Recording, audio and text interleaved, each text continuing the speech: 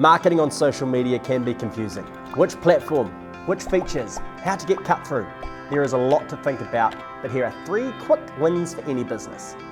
Quick win number 1, choose the right CTA. The CTA stands for call to action, which in paid social media is usually a button at the bottom of a post.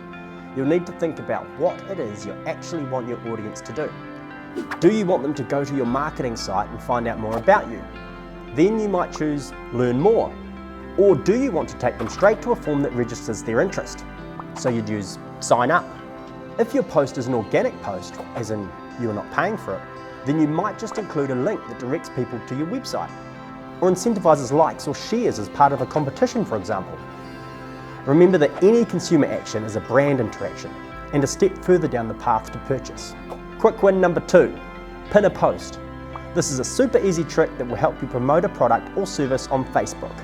A pinned post is a status update that you manually select to stay at the top of your timeline, meaning it will not slip down the timeline as you add other posts to your page. This is a great strategy for a temporary offer or a brand message that you want to promote. Pinned posts will stay at the top of your timeline for 7 days, unless you unpin it before then. And you can only pin 1 post at a time. To pin a post, just click the edit pencil icon at the top right corner of a status update and choose Pin to Top from the drop-down menu.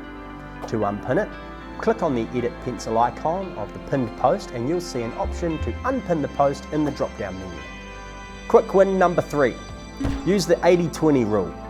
This indicates that 80% of your posts should be engaging, while just 20% should openly promote your product or service.